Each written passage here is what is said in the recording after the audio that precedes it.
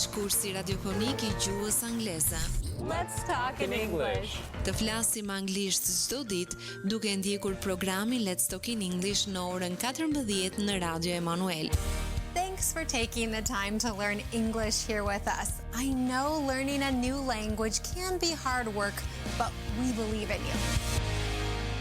Situata plot humor, argëtim dhe informacion vinë në familjet tuaja përmes programit Let's Talk in English. Mësojmë rreth teknologjisë, artit, kulturës dhe fushave të ndryshme të jetës, duke ndjekur këtë kurs radiofonik të gjuhës angleze. Let's talk in English. 10 minutes every day. That's the way. Let's talk in English. Rikthehemi sërish në studio për gjithë ju që ndoshta sapo keni hapur radion, jemi drejt për së drejti në valët e Radio Emanuel për gjatë programit Music Plus dhe në këto momente është bashkuar me mua në një bisedë shumë të veçantë të cilën do ta zhvillojmë së bashku, Tilida Simaku, psikologe klinike. Të përshëndes dhe të falenderoj që mes gjithë angazhimeve gjetë kohën për të qenë pjesë e programit sot. Në fakt të kërkoj unë ndjes, sepse është shumë e rëndësishme që ne ju na ftoni vazhdimisht dhe duhet jemi pjesë e këtyre programeve, sepse është shumë e rëndësishme të flasësh për temën që ne do flasim sot. Dhe pa diskutim do ta gjeja një moment të kohës. Të falenderoj dhe e vlerësoj vërtet shumë, prandaj së pari ne sot unë kam prezantuar në hyrje të programit, do të ndalemi tek shëndeti mendor, është një temë shumë e gjerë, mund ta shohësh në këndvështrime nga më të ndryshmet, jam përpjekur që të ndalem tek të gjitha ato këndvështrime që ne na shqetësojnë në përditshmërinë tonë. Prandaj dua të pyes si e përkufizon rëndësinë e shëndetit mendor në jetën e përditshme.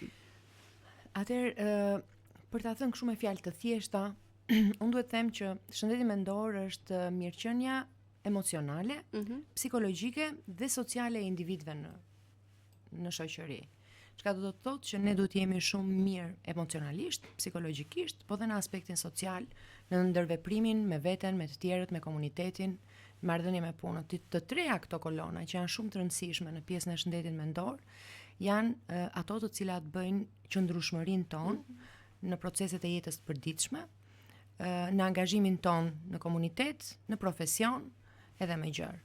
Pak a shumë, duke e thënë thjesht, kjo është ajo që unë e shikoj shumë të rëndësishme lidhur me shëndetin mendor, ose të them kështu do ta përkufizonja shëndetin mendor, pra një mirëqenie emocionale, psikologjike, por dhe sociale. Janë gjithë këto elementë që duhet të sigurisht që brenda ekuilibrin midis tyre, patjetër. Në fakt, si psikologe me përvojë në qendrën e shëndetit mendor, cilat janë ndoshta disa nga problematikat më të shpeshta që ju hasni në përditshmëri. Si është faqur kjo lloj panorame për gjatë viteve, si ka ndryshuar? Atëherë për të folur lidhur me problematikat e shëndetit mendor, unë mund ta shikoj në dy aspekte. Para mund ta shikoj duke qenë se unë jam dhe pjesë e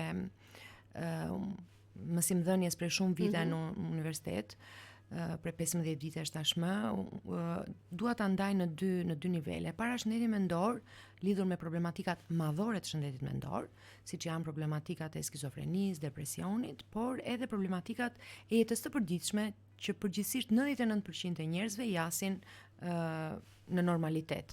Siç mund të jenë çrregullime të ankthit, një stres post-traumatik nga një situatë ndodhur, dhe pastaj sigurisht që këtu duhet të kemi shumë kujdes që këto problematika mos kthehen në problematika kronike dhe më pas problematika madhore të shëndetit mendor. Sigurisht që kategoria e pacientëve ose e njerëzve të cilët ne trajtojmë në jetën tonë përditshme në punë ka të bëjë me problematikat madhore të shëndetit mendor. Por kryesisht këto problematika ose këto çrregullime janë çrregullime kronike, të cilat kanë ato kufizimet e veta lidhur me mënyrën se si ne mund ti trajtojmë, sepse për fat keq te këto problematika madhore ne nuk mund të kemi shërim, por mund të kemi rehabilitim dhe një ndërveprim deri diku normal në realitet, në jetën e përditshme. Por ajo që mua më shqetëson në jetën time si psikologe, duke parë të gjitha ato që ju thatë në aspektin social dhe shoqëror, është fakti që në botë me një statistikë që unë kam lexuar së fundmi është që 1 në 7 adoleshent vuajnë nga një problematikë e çrregullimeve të shëndetit mendor, që mund të jetë një çrregullim ankthi, një stres post-traumatik, një depresion i shkallës së lehtë, dhe kjo sigurisht që ka shumë faktor dhe arsyet sepse ndodhin. Unë jam shumë e sigurt që edhe ti nëse do ta pyesësh veten, por edhe unë shumë herë në jetën time, pavarësisht se mënyra se si ne të profesionit arrim ta menaxhojmë, Po. kemi kaluar dhe kalojmë situata me pafund, ankthi, stresi, për gjitha ato faktor social që ne kemi rreth e rrotull. Ju përmendët në fakt një raport I cili vjen për botror. Po. Sipas të dhënave të studimeve të ndryshme, si mendon që shfaqet ky raport në vendin tonë, sepse nuk kemi kaq të dhëna besoj të qarta për sa I përket problemeve të shëndetit mendor. Unë në fakt nuk dua të gaboj me shifra, sepse të thua shifra është ndoshta edhe të krijosh panik në komunitet, por unë them atë që shikoj në jetën e përditshme. Me thënë ne kemi shpesh telefonata, komunikime, marrëdhënie me njerëz të ndryshëm të cilët kanë një problematik në jetën e tyre, e cila shfaqet në forma të ndryshme. Dhe nga njëra anë ndihem keq që un kam telefonata në këtë drejtim, po nga ana tjetër ndihem mirë sepse them që njerëzit deri diku po ndërgjegjësohen dhe po arrin të kërkojnë ndihmë të profesionistëve. Është shumë e rëndësishme që në momentin që ndjen një problem të vetja jote të cilës ti nuk mund t'japësh dot zgjidhje në aspektin profesional, ta kërkosh ndihmën. Se kjo pastaj të çon mënyra se si njerëzit e mendojnë problemin I çon në për ca që është sokake ta themi kështu në gjuhën popullore të mendimit që mund ta rrit problemin, ta zmadhoj problemin dhe të mos jap dot zgjidhje. Kështu që udhat e cila duhet ndjekur në një rast si ky është të flasësh me një profesionist dhe të drejtohesh për të marrë raportin e duhur lidhur me problemin që një person ose një individ vuan. Sigurisht kjo është më e vështirë tek adoleshentët, sepse ata përjetojnë dhe kanë situata edhe për shkak të adoleshencës, që është të moshës, që është një faktor shumë I rëndësishëm në zhvillimin e tyre psikologjik, dhe shpesh ata kanë një lloj ngërçi lidhur me atë të cilët me rritjen mendore, me rritjen fizike, po dhe mënyrën e të kuptuarit. Dhe kjo shpesh ata I çon në një vorbull mendimesh dhe stresesh që nuk japin dot zgjidhje.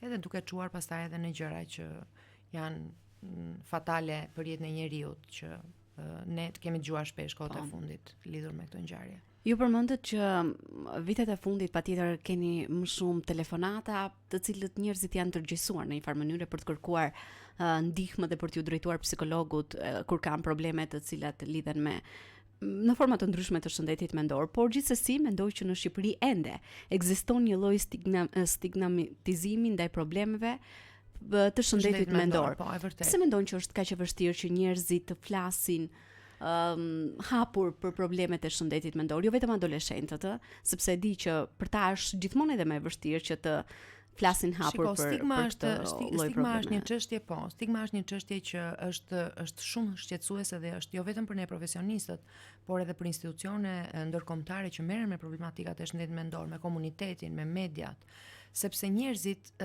kanë frikë për atë që përjetojnë. Njerëzit kanë frikë për atë që mund të dëgjojnë nëse ata shprehen për atë problem që kanë. Kanë frikë të ndjehen të paragjykuar, të gjykuar.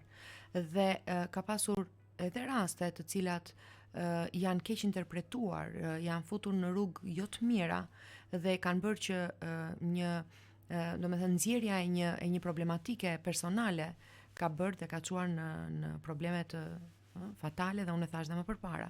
Kështu që njerëzit nisur nga kjo frikë, për shkak ndoshta të emancipimit të brendshëm, të komunitetit deri diku, ata nuk ndjejnë siguri për ta folur problemin. A vjen kjo edhe nga mentaliteti? Po, prandaj thash, me emancipimi është shumë I rëndësishëm, sepse kjo nuk ka të bëjë vetëm me njerëzit në të përditshmën e tyre. Po. Këto janë hallka dhe zinxhir që duhet të zgjidhen gjatë gjithë periudhës të jetës një njeriu. Çdo të thotë kjo, do të thotë që duhet të ketë në kurrikula mësimore që kur fëmijët janë të vegjël, që kur shkojnë në pastaj në shkollën nëntëvjeçare dhe më pas në gjimnaz dhe universitet, ata duhet të njohin mirë ç'është shëndeti mendor, duhet njohin mirë çfarë janë problematikat, si mund të flasin dhe të trajtojnë problemet e shëndetit mendor. Dhe ata duhet të hiqin patjetër të lloj stigme që e kanë brenda vetes. Por këto gjëra mungojnë te kurrikulat tona. Besoj që kjo do një proces, është një proces, shumë I gjatë. Është një proces I gjatë, dhe është një proces që duhet brendësuar. Është një proces sa shoqëror, po aq edhe individual. Është një proces sa institucional, edhe kështu që është një proces që merr kohë, por për hir të së vërtetës, në të gjithë këto vitet e eksperiencës time të punës, unë them që gjërat kanë lëvizur.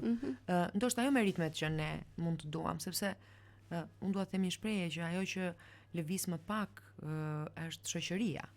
Nuk është se presim rritje të menjëhershme, sidomos në mendësinë sociale, në mendësinë e njerëzve. Është një gjë që përtypet me shumë vështirësi, me gjërat e reja.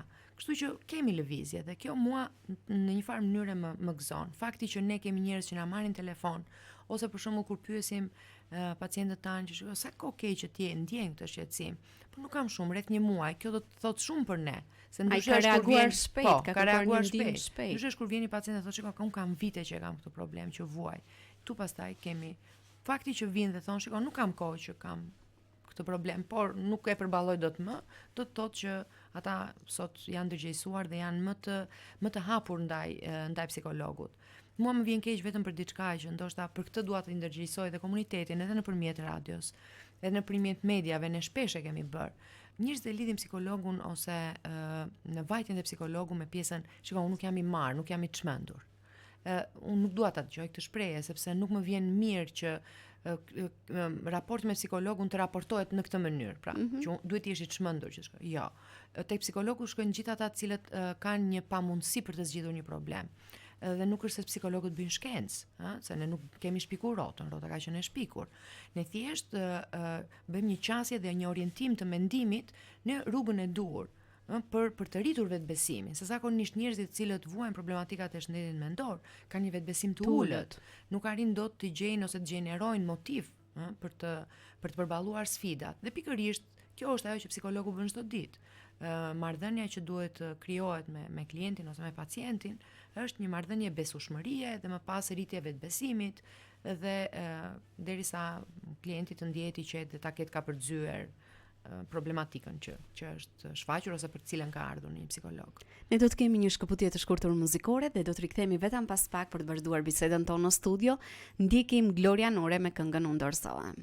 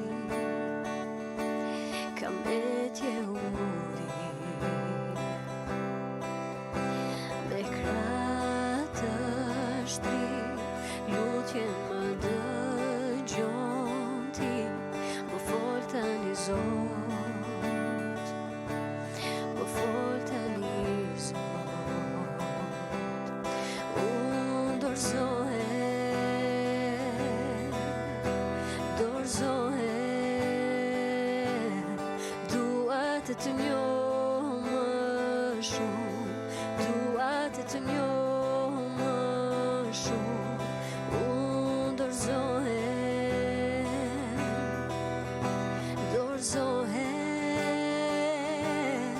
dua të njoh më shumë, dua të njoh më shumë, si një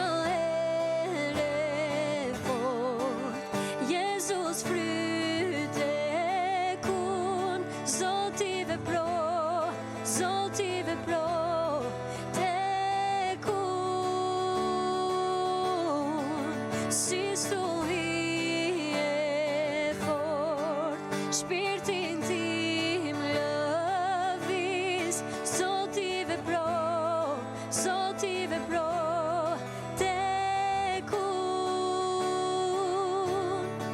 Signore fort, Jesus fryte kun, Zoti vepro, te kun, si stoi e fort, shpirtin tim lëviz, Zoti vepro, te kun, unë dorëzohem, duat të njoh më shumë, duat të njoh më shumë, unë dorëzohem, duat të njoh më shumë, duat të njoh më shumë. Rikthehemi sërish në studio për të vazhduar bisedën tonë në ditën e sotme me Çelida Simaku, psikologe klinike, dhe jemi duke u ndalur tek problemet të ndryshme të shëndetit mendor, por diçka që është e pandashme në jetën tonë të përditshme, personale, profesionale, janë rrjetet sociale, teknologjia. Prandaj dua të pyes në këto momente se si ndikon presioni i rrjeteve sociale, promovimi her pas here dhe i figurave publike tek perceptimi që njerëzit kanë për veten e tyre. A mendoni që kjo ndikon drejt për drejt në gjendjen mendore të individëve, por veçanërisht edhe tek të rinj, tek adoleshentët?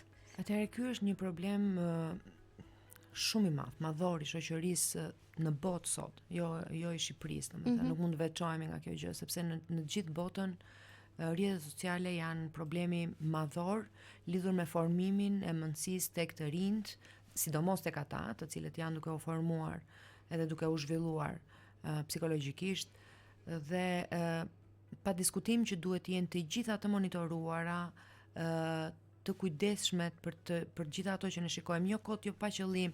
Për shembull, çfarë më ka bërë përshtypje, me që ju e hapët këtë temë? Më ka bërë përshtypje që disa nga këto vajza të cilat promovojnë produkte të ndryshme në rrjete, edhe veshje, edhe ku di unë, bëjnë pjesë të promovimeve të tyre dhe fëmijët e vegjël që i kanë tyre, 1 vjet, 3 vjet. Dhe kam një gocë që s'ka rëndësi, unë nuk dua ta përmend në emër, që ndjek vazhdimisht në rrjetet sociale dhe unë ja adhuroj vajzën që ajo nxjerr realisht. Por ato duhet të kuptojnë se sa e frikshme është që të ekspozosh në mënyrë të drejtë për drejtë dhe të përditshme në nivelet dhe më intime të një fëmije dhe më të pafajshme të një fëmije, ta ekspozosh në rrjetet sociale. Okej, ne jetojmë në Shqipëri dhe ndoshta akoma nuk jemi bërë pjesë e kësaj gjëje të frikshme, por në botë nuk mund të ekspozosh fëmijët e vegjël në rrjetet sociale vazhdimisht, sepse ka njerëz të cilët i ruajnë këto gjëra, nga ata të cilët pastaj i gjuajnë këto gjëra dhe mund të bëhen shumë shpejt viktim pa e kuptuar e një rasti e dhunë dhe më keq.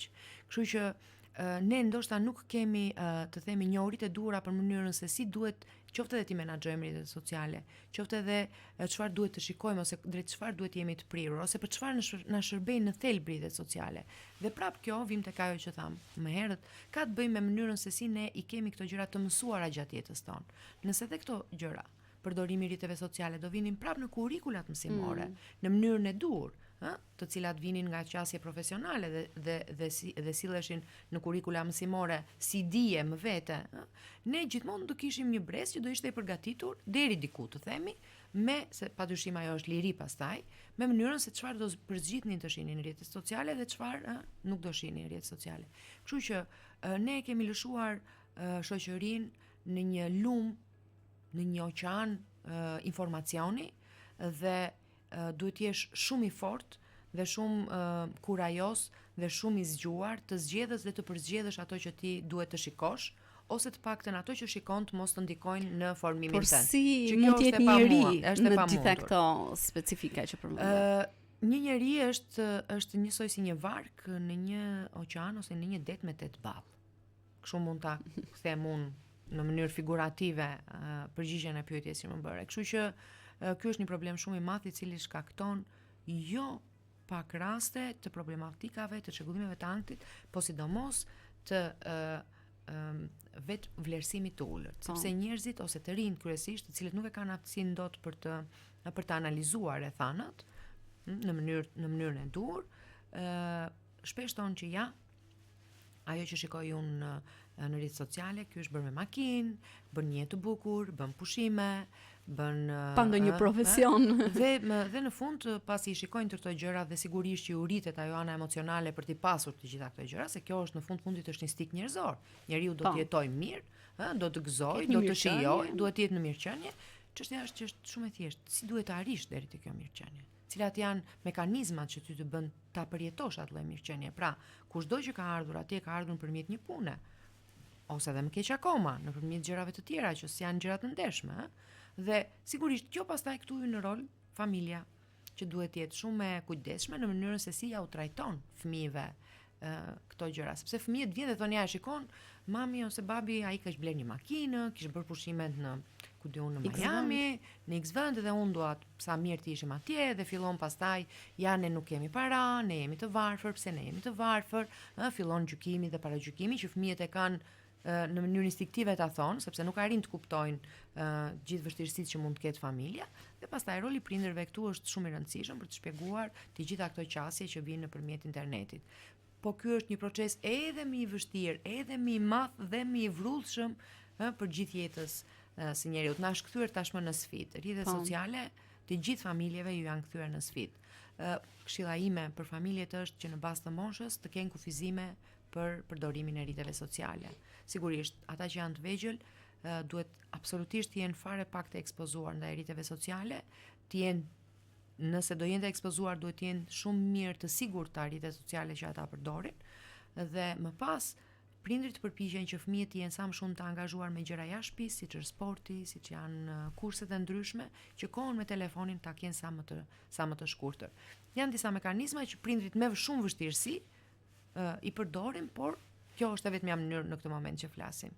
Është e vërtetë dhe le të vazhdojmë të mbetemi sërish tek familja.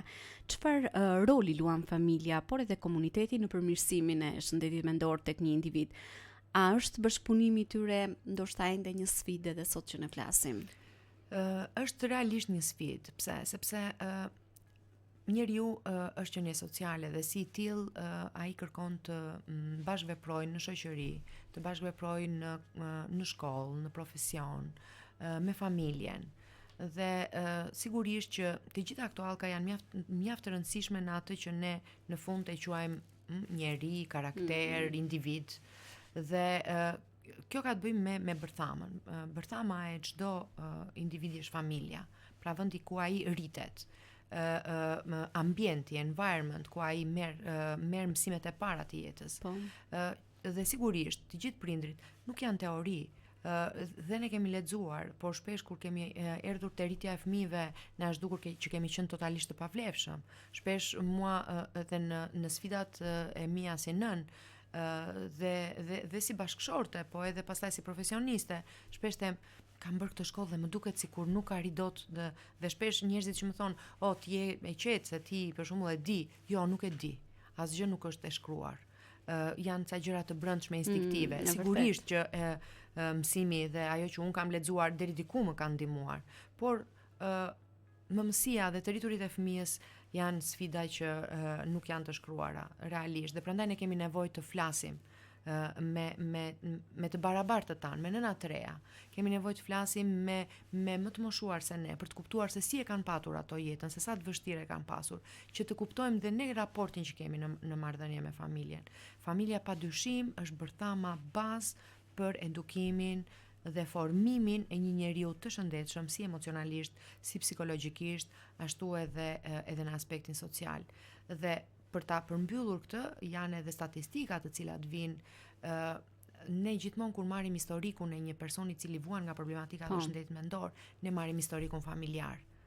Në pikat e kartelës, sepse kjo është shumë e rëndësishme. Pra nga ai vjen, si i ka patur raportet me familjen, i ka pasur prindrit apo jo, i ka patur të dhunshëm apo jo, cili është historiku i tij në rritje dhe në zhvillim. Se nëse nuk ndijmë këtë gjë, ose nëse e dim mirë këtë gjë, atëherë dhe kuptojmë deri diku dhe shkaqet se pse një individ vjen me një problematik të shëndetit mendor në një moshë madhore. Kështu që absolutisht familja është shumë e rëndësishme dhe mënyra e edukimit të fëmijëve është një gjë që është sfidë pa diskutim, por un kam gjithmonë një thënie në mendjen time që asnjëherë nuk ka prindër të këqij. Domethënë nuk them që mund të ketë prindër të këqij. Ja ka prindër të paditur, të cilët nuk arrin dot të kuptojnë se çdo të thotë të rritësh një fëmijë. Do të thotë që duhet kesh kohën për t'u marrë me të. Do të thotë që pavarësisht punës që është shumë e rëndësishme, orët me fëmijën duhet jenë absolutisht orë me fëmijën. Sepse nëse ne arrim të neglizhojmë fëmijën në mënyrë të pandërgjeshme, se asnjë prind nuk e neglizhon, por tërkohës një nën është në punë, veten orën 5 do të detyrohet të lajë, të merret me gatimin, të të mbaj familjen, të kuros, të bëjë çdo gjë dhe vetë ora 10 e darkës dhe ti kupton që nuk e kaluar kohë, nuk e ka kaluar asnjë kohë, fëmia ndihet i neglizhuar. Pavarësisht se ai shpesh e kërkon vëmendjen e prindit, duke të ardhur, duke të kërkuar të ndërveproshme, por prindit nuk e kuptojnë dhe ata thonë që po në shtëpi isha gjithë ditën. Po, të qenit në shtëpi në mënyrë sasiore është një gjë, po në mënyrë cilësore është ajo që është e rëndësishme. Kështu që prindrit le ta lënë shtëpinë pis, rumuj, me end pa lara, sepse nuk është absolutisht asnjë gjë kjo. Ndoshta ti lën familjen dhe pa ushqim ndonjëherë, por e rëndësishme është të kalojnë kohë me fëmijën. Kjo është një gjë që nuk thehet kur ngrapa. Ne kemi pak të vështirë të heqim dorë nga gjitha këto. E vërtet. E kemi, por kështu duhet të jetë. Domethënë ajo që ne jemi më shumë të preokupuar për të qenë mirë në aspektin edukjes, të pamjes, por harrojmë që ne mund të shmangim gjëra që janë të rëndësishme. Ne duhet patjetër të jemi mirë në shtëpi sepse do na vinë miq, por harrojmë që një fëmijë për shembull në atë moment nuk është i qetë, po ne e neglizhojmë. Jo, nuk duhet neglizhuar fëmijët, gjithmonë duhet orat me fëmijët duhet jenë absolutisht orë që duhet të nxirren nga prindrit. Dhe kur flas për prindrit, flas për të dy, se ne gjithmonë kemi mësuar që të shikojmë nënën në këtë drejtim, por jo, shumë i rëndësishëm dhe prezenca e babait për të krijuar atë hijen në familje që një baba sjell në mënyrën e tij biologjike, ofron siguri, besimin dhe gjithë elementet e tjera. Qoftë edhe qasja, se shpesh nënat janë në raport me fëmijën janë më të dhimbshurat, janë ato të cilat më të ndjeshme për shkak edhe të raportit që ka në aspektin fiziologjik marrëdhënia nën fëmijë. Babai është një qasje më ndryshe, është ndoshta edhe më i qetë, është më i kthjellët në mendime në raportin që krijon me fëmijët. Ajo që un kam në mendje kur flasim për familje në raport me fëmijët është gjithmonë prindrit duhet dakordsohen për mënyrën se si duhet i rritin fëmijët. Sepse shpesh në zënkat e përditshme që ndodhin në familje është që ti e ke bërë kështu sepse e ke përkëdhelur, unë të kam thënë që ti mos e bëj këtë. Por duhet të ketë dakordsi. Pra nëse arrin që nëna thot po për diçka, pavarësisht se babai nuk është dakord, kur të vi pjesa tek pyetja e fëmijës do thotë po, me që e ka vendosur mamaja, unë i bashkohem mendimit. Dhe kjo gjë të diskutohet gjithmonë jo në praninë të fëmijëve, sepse ne harrojmë diskutojmë problematikat e ditës dhe të jetës tonë, fëmia është duke bërë detyrat dhe në mënyrën e pandërgjeshme ai e thith të gjithë informacionin që dëgjon nga prindrit dhe pastaj ka përjetime sepse ai nuk di, nuk mundet dot të analizojë dhe të ketë një raport real për atë që dëgjon me veten. Është e vërtetë, edhe për të vazhduar për të mbetur sërish tek fëmijët, ndoshta ka shumë fëmijë, sidomos edhe në ditët e sotme që kalojnë momente traume në familjet e tyre për arsye nga më të ndryshme dhe më pas si ndikon i gjithë ky proces në zhvillimin e problemeve të shëndetit mendor. Në momentin që ata do të jenë të rritur, do të jenë qytetar, a ka ndoshta ndonjë ndërhyrje të hershme që mund të bëjë një ndryshim real në jetën e tyre në përballimin e këtyre problemeve? Nëse flasim për këtë problem që është vërtet një problem i rëndësishëm në lidhje me rritjen dhe zhvillimin e një individi, përjetimi i traumave në fëmijëri apo jetës në fëmijëri është shumë i rëndësishëm për faktorin se si do bëhet ai individ nesër. Se çfarë ai do raportojnë në lidhje me shoqërinë, lidhje me kolegët, në lidhje me klasën, me shokët e vet, me ambientin. Në të gjitha raportet dhe në të gjitha dokumentarët apo filmat apo edhe studimet shkencore që ne kemi parë dhe kemi lexuar, ata të cilët kanë kryer diku ose kanë vuajtur nga problematika madhore të shëndetit mendor, ose që kanë qenë të abuzuar, ose që kanë kryer një krim, gjithmonë kanë pasur një problematikë të hershme në familjen kanë qenë të abuzuar, kanë qenë të dhunuar, kanë qenë të neglizhuar, kanë qenë të traumatizuar deri diku për diçka që ka ndodhur në familje, dhe sigurisht mënyra pastaj si ai është rritur me këtë traumë të mbajtur brenda, të pashfaqur në një moment, sepse nëse duhet ta shpjegojmë në aspektin psikologjik, në momentin që ndodh një ngjarje tek një individ, përgjithsisht njerëzit bëhen të fortë, sepse është ai momenti i parë i përballjes me problemin dhe njerëzit bëhen të fortë. Më pas ka një fazë tjetër që individi duhet filloj dhe të pranoj atë që ka ndodhur. Është një tjetër fazë. Është një fazë tjetër dhe më pastaj është ajo ideja që ti duhet të fillosh edhe të kuptosh atë që ka ndodhur, sepse shpesh njerëzit nuk arrin të kuptojnë që gjithmonë fillojnë të fajsojnë veten, pse më ndodhi mua, pse e kam unë, pse më ndodh mua gjithë kjo gjë, gjithmonë fillojnë të shikojnë fajin tek vetja. Dhe ose ka nga ata të cilët nuk e flasin fare, e mbajnë tërkohës për brenda dhe kjo pastaj kthehet në një maks për ta. Dhe në një moment të rritjes së tyre, këto ngelen në ato si xhepa të trurit që ne i quajmë e pandërgjeshmja, dhe në një moment X dhe të caktuar këto shpërthejnë, këto mendime dalin dhe shpesh individët dhe nuk e kuptojnë që pse e kanë këtë problem, se thonë shikoj, nuk kam asgjë. Por nëse hym thellë në fëmijërinë e tyre, ne kuptojmë që ka ndodhur diçka që ky fëmijë ka këtë lloj reagimi, ose ky i ri, ose ky individ ka këtë lloj reagimi në jetën, sepse ka probleme të cilat janë të lidhura me fëmijërinë, por mund të ketë probleme që janë të lidhura edhe me momentin, në kohën në cilën ne jetojmë. Kështu që prandaj janë edhe lloje të ndryshme të psikoterapive të cilat vinë në të drejtim dhe qasje të ndryshme të psikologëve lidhur me trajtimin e këtyre problematikave. Zakonisht psikoterapia dinamike është ajo terapi e cila shkon te fëmijëria e hershme. Është ajo terapi cilën Freudi ka erdhur në ditët tona, domethënë, sot, ku ti merresh me fëmijërinë dhe pyet që nga vogëlia dhe deri në momentin që ti e bën një individ i madh në të gjitha fazat e jetës. Sigurisht kjo është edhe nga psikoterapitë më të gjata dhe mund të jetë edhe all the life, gjithë jetën. Por është terapia më e shëndetshme dhe më e sigurt për të shmangur përfundimisht problematikat që mund të kesh nga shëndeti mendor, sigurisht për ato të cilat mund të jenë të trajtueshme dhe të rikuperueshme. Ne do të vazhdojmë bisedën tonë në studio, do të kemi dhe një tjetër shkëputje të shkurtër muzikore dhe rikthehemi vetëm pas pak me Çelida Simakun në programin Muzik Plus.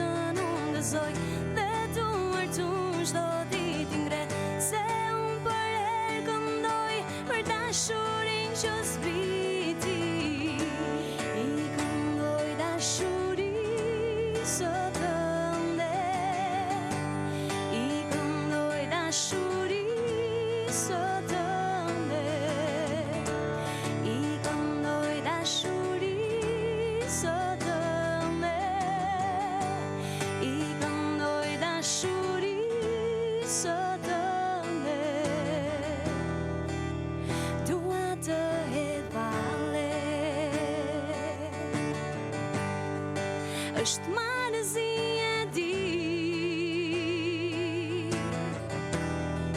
kur bota tridën të ketë parë, do të kërcej me gzim si të shkërcejmë tani. I këndoj dashuri së